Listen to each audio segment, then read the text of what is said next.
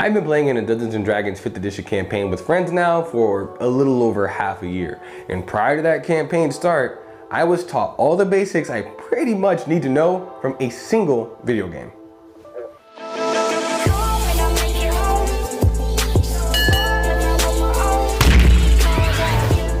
What's going on, y'all? I'm in store, and this is my first full-length YouTube video I've made in a while. So let's just jump right into things. As a little bit of an intro, I've loved RPG video games for as long as I can remember, since I was a kid.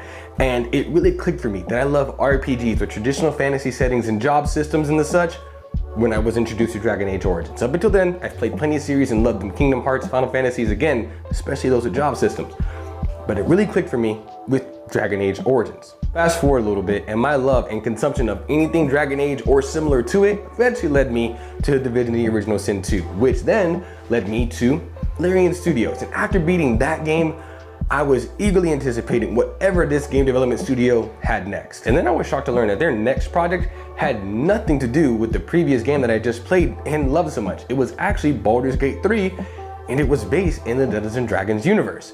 Initially, I was put off by this, not because of anything wrong with the Dungeons & Dragons universe, just because it was so intimidating. Dungeons & Dragons, I knew of it since I was a kid, but I never knew exactly what it was. And there's so much to it, there's obviously no way I can get into it now, right? Then I took a step back and realized, hey, I love the kind of stuff this developer puts out. I should at least take a look at what Baldur's Gate 3 has to offer. And when that first gameplay was shown, I knew it was worth investing into. I mean, it looked amazing. What I'm saying is, despite how intimidating D&D was to someone like me who only had experience with RPG video games, Baldur's Gate 3 was awesome enough, just on impression alone, that it single-handedly changed my mind. And that became even more apparent once early access came out and I got my hands on the game. For context, I did try to, participate in 2 campaigns prior to all of this, role-playing campaigns, tabletop, but I could just never get into it. Despite everyone's best effort to catch me up, as we played, I was only having a bit of fun, and I,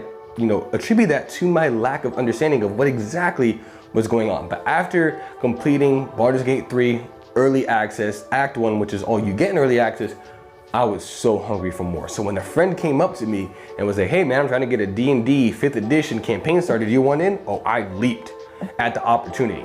And after session 0, prior to session 1, with only my knowledge of Baldur's Gate 3 and its interpretation of the 5th edition rules, I was able to hop in and play seamlessly. Now, as a disclaimer, I'm not saying I was able to hop in and play Baldur's Gate 3 and instantly become a Dungeons & Dragons 5th edition master of the rules. Not at all, not an expert or anything like that, especially because there are differences between how both of these handles the rules of the game.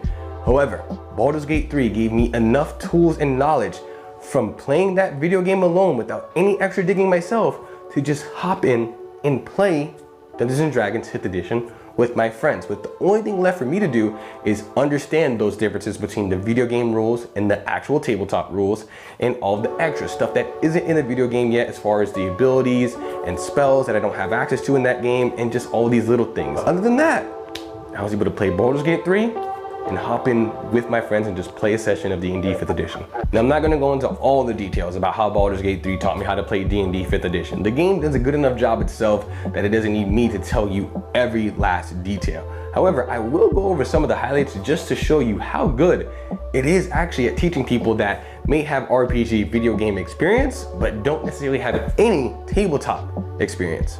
Right off the bat, Baldur's Gate 3's character creation is phenomenal at showing some of the basics of what creating a character is like in 5th edition D&D.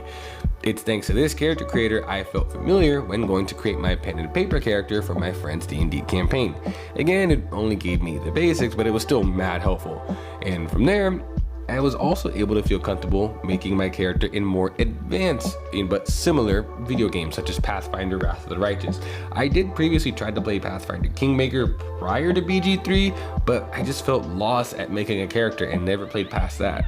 This leads into my next big topic, which is skill checks. Now, coming from video games, I always thought of skills as, skill moves or special moves that your character uses to fight. But in D&D, these are more so abilities in how you are proficient with them and interact with the world, such as persuasion or athletics.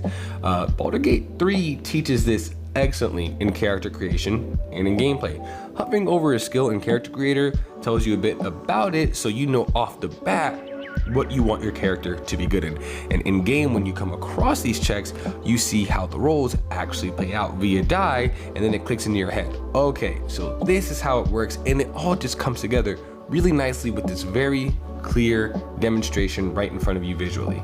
The last great example I'm going to talk about in this video is this encounter you have early on with these intellect devourers. It happens shortly after you successfully make it off the Mind Flayer ship. At this point, you probably have a small understanding of how D&D combat works, thanks to the tutorials you had earlier on that ship that are also pretty good.